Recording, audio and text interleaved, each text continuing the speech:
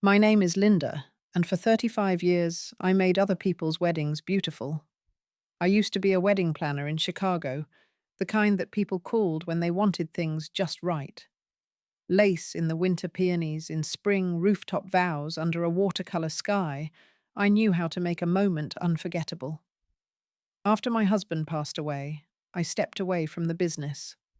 The energy it took to create joy when you're carrying your own grief quietly in your chest, that wasn't something I could do anymore. So I packed away my binders, my swatch books, my emergency kit with its little sewing needles and stain pens, and I let the silence settle. Then on a Saturday morning, my son Jason sat across from me at the kitchen table and told me he'd proposed. Just like that. A spark lit inside me that I didn't know I still had.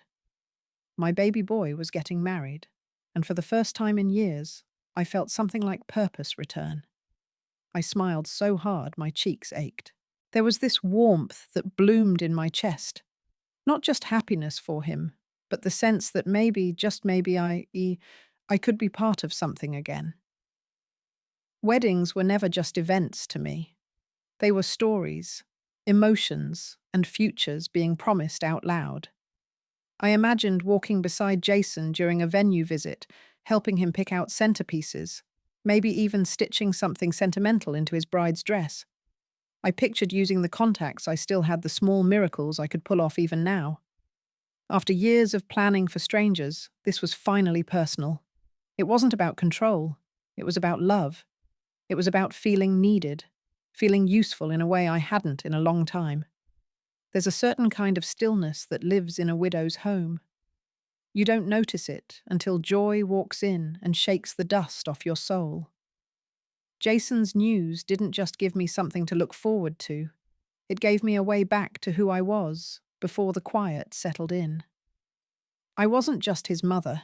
I had been someone. And now maybe I could be that someone again.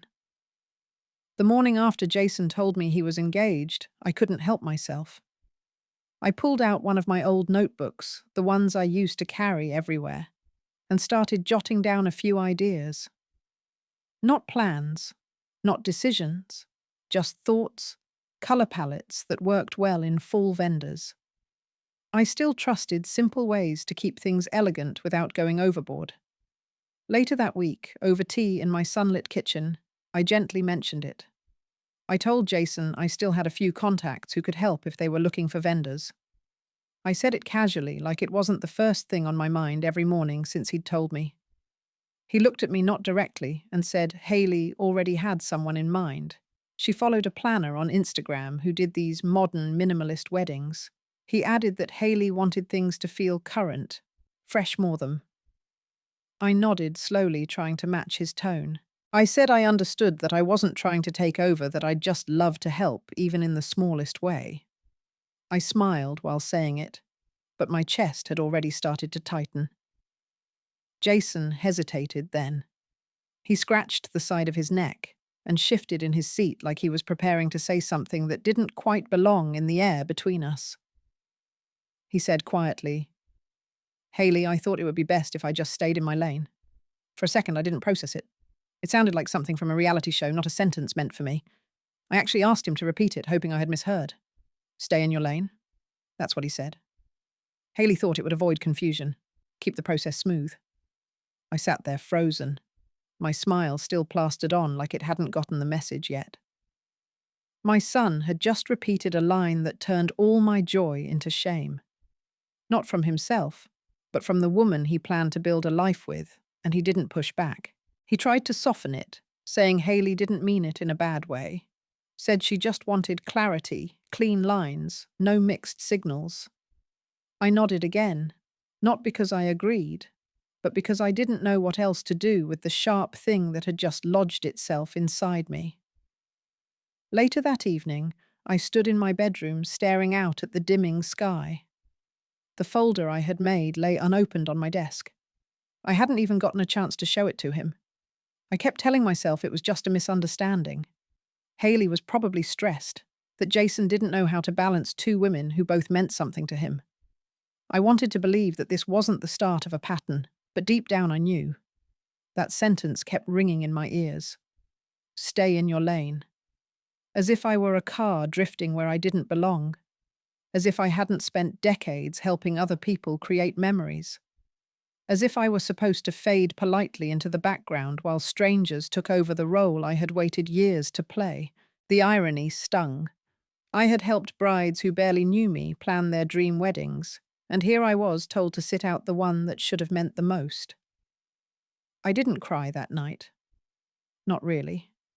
I just felt myself go quiet inside, like someone had turned down the volume of who I was. It wasn't the words alone that hurt, it was what they meant. That my presence wasn't just unnecessary, it was inconvenient. I didn't bring it up again for a while. I went about my days the way I always had. I watered the garden. I baked. I watched my shows. But the joy I had felt just days earlier, the lightness had vanished.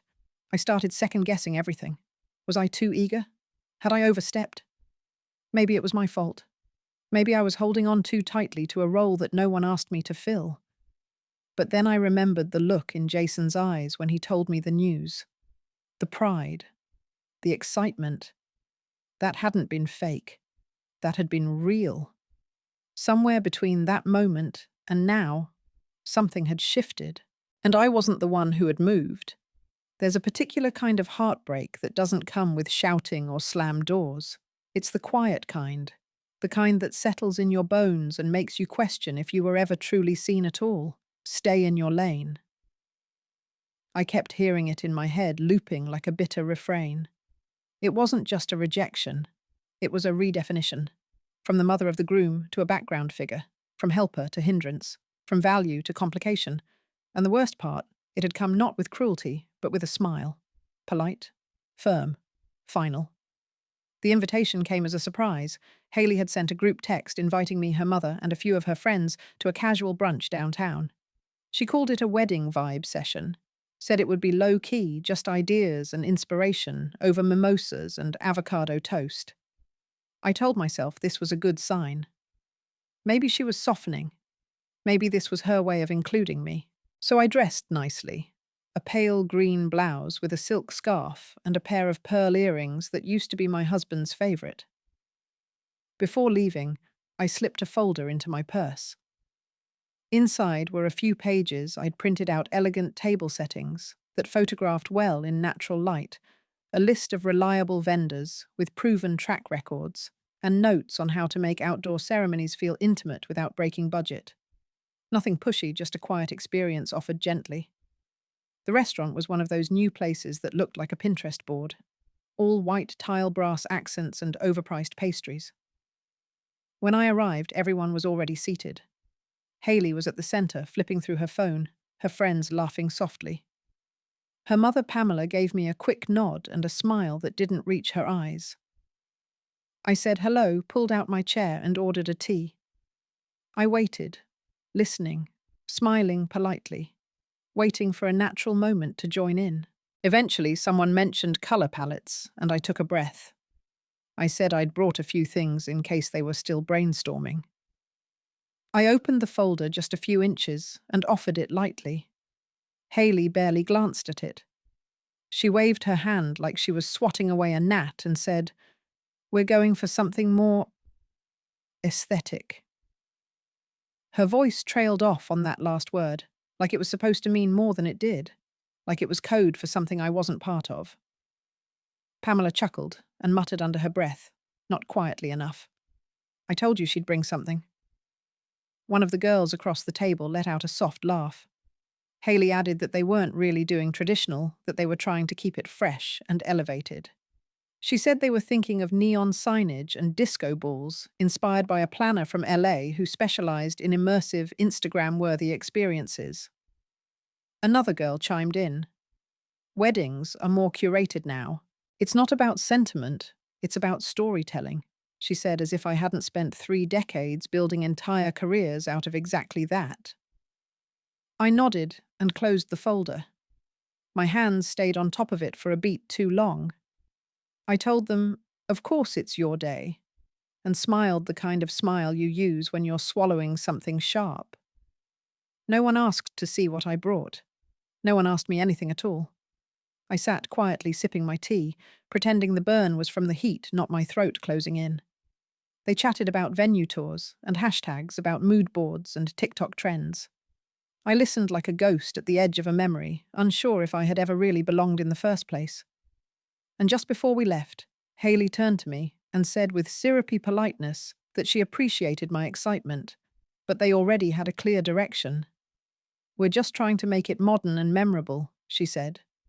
And I knew right then I wasn't part of the memory they wanted to create. After that brunch, I gave it a few days. I told myself maybe they were overwhelmed. Maybe the tone in the room had just been off.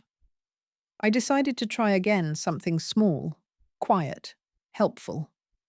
I wrote an email.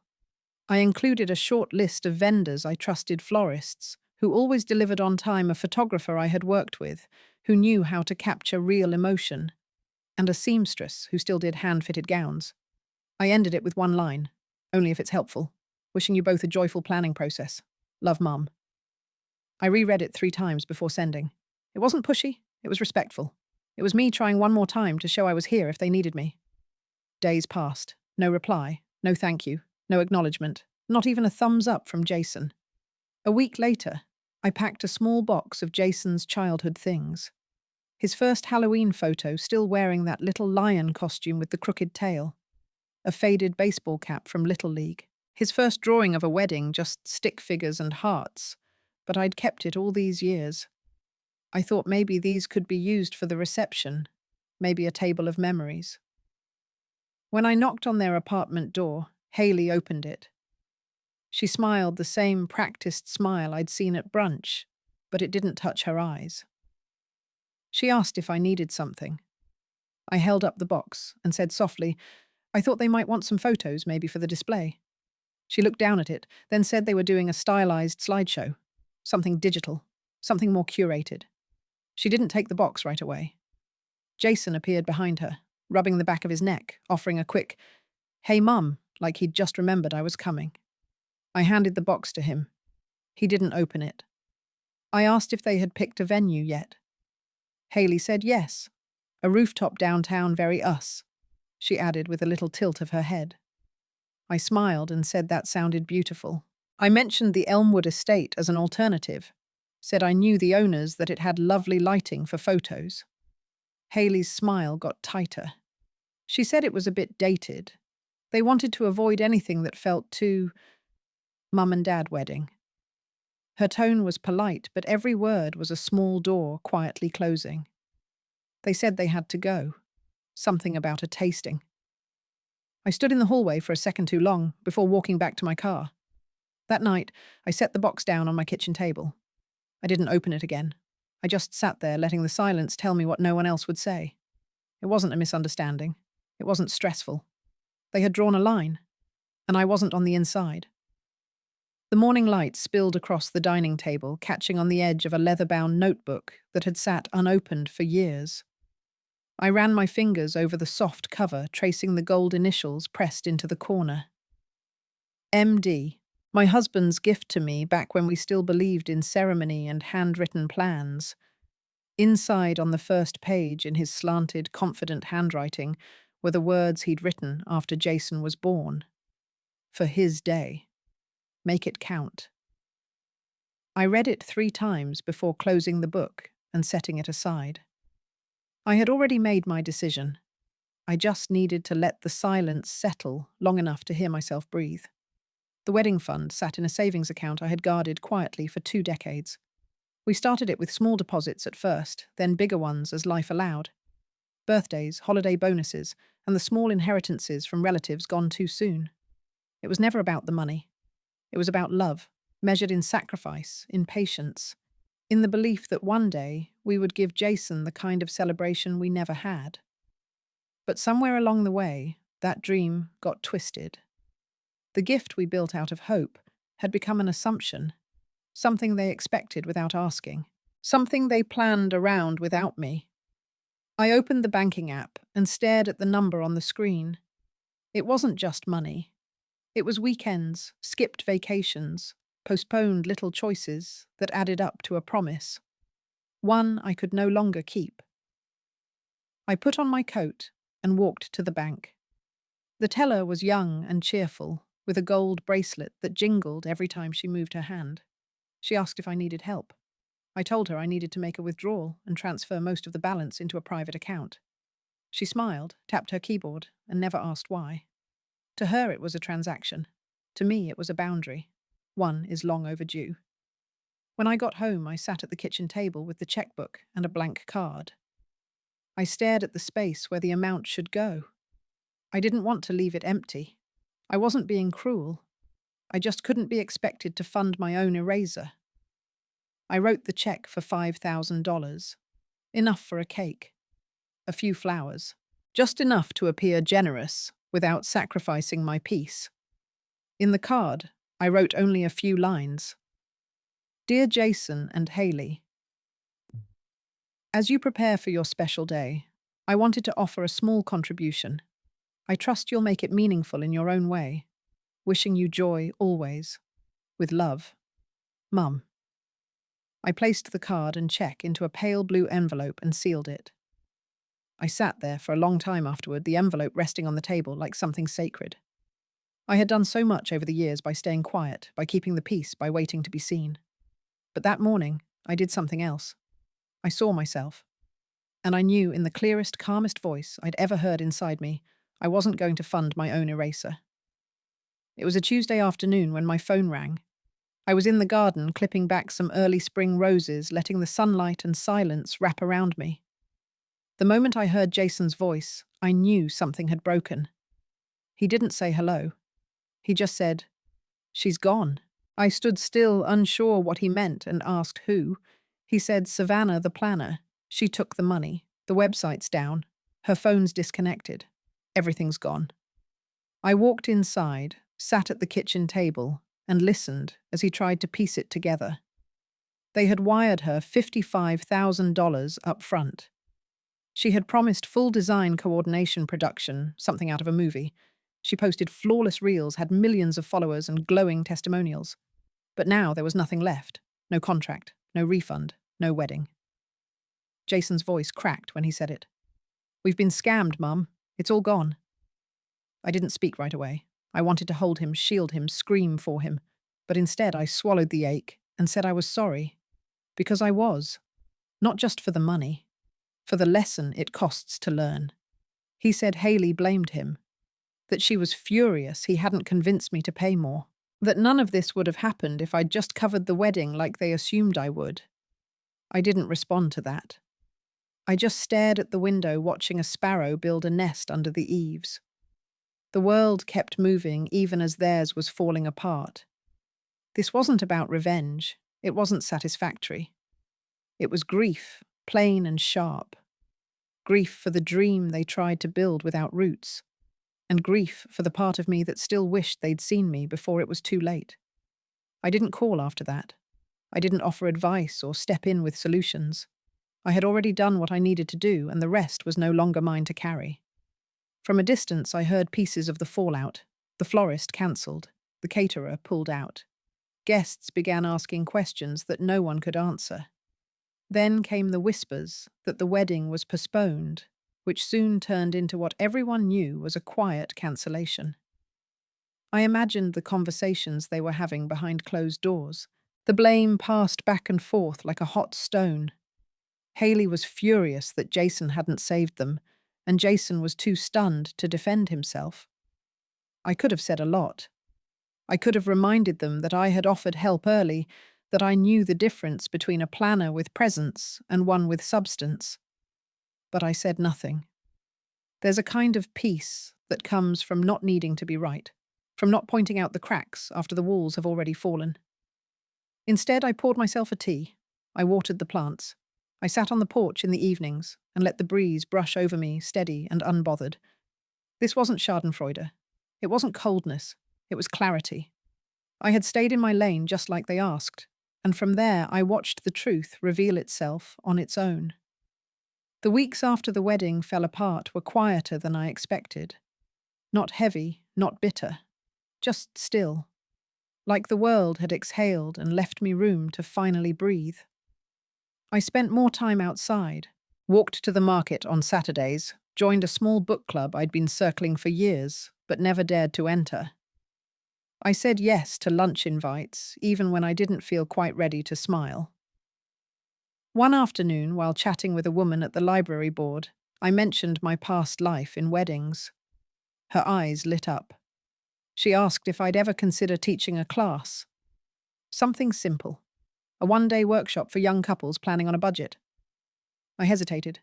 Then I said yes. Not because I missed the planning, but because I missed the connection. I missed feeling like what I knew mattered to someone. The class met on a Thursday night in a community hall that smelled like coffee and fresh carpet. A handful of women, some wide-eyed, others already tired from juggling jobs and dreams, sat with notebooks open. I brought in samples, told stories, and laughed when things went sideways. They asked real questions. They listened when I spoke. And for the first time in years, I didn't feel like someone clinging to relevance. I felt like someone passing something down. I went home that night and stood in front of the mirror. I looked at the woman staring back, no longer waiting for a role to step into. She wasn't just rebuilding. She was becoming. One Saturday, I walked through the park and stopped near a girl trying to fly a kite. The wind wasn't cooperating. She ran, and it dipped. She laughed, tried again. I watched her, and suddenly realized I wasn't like that kite. I wasn't something that needed lifting anymore. I was the wind. Everything I had carried, everything I had built, all of it lived inside me still. No one could erase that. No one could take it just because they didn't see it. I didn't need permission to matter. I didn't need a wedding to validate my worth. I had been enough all along. I just needed the quiet to remember. It was a quiet Sunday afternoon when I heard the knock. I wasn't expecting anyone, and for a moment I thought maybe it was a delivery. But when I opened the door, there was Jason standing with his hands in his jacket pockets and something softer in his eyes than I'd seen in a long time. He didn't rush into conversation. We stood there for a second, the silence full but gentle. Then he smiled and said he wanted to introduce someone. Her name was Claire. She stepped forward, warm and unassuming, her eyes curious kind. She reached out and said she had heard so much about me, that Jason had told her I was a force in the wedding world, and she hoped we could talk. We sat at the kitchen table, the same one where I'd once imagined planning Jason's first wedding. Claire didn't come with a binder or a mood board or a list of must-haves. She asked questions. She listened. She told me what mattered to her was that the day felt like love, not like a performance. Then she looked at me and said something that I hadn't realized I needed to hear until that very moment. She said it would be an honor to have you plan it. Not a favor. Not a compromise. An honor. I didn't cry. I didn't gush. I just nodded and smiled, letting the words settle into the places that had stayed sore for too long. After they left, I pulled out a fresh notebook. New cover, clean pages. I sat down, took a deep breath, and wrote one name at the top, Claire. Beneath it, I didn't start with colours or budgets. I wrote a list of feelings instead. Joy, grace, belonging, real. This time I wasn't being tolerated. I wasn't stepping in out of duty or tradition. I was being invited, and that changed everything. It wasn't about reclaiming what I'd lost. It was about being seen without having to shout, being valued, not for what I could give, but for who I was. I closed the notebook, feeling something in my chest loosen and settle. This was not the beginning of another job. It was the start of something much rarer. It was the beginning of being welcomed back into my own story.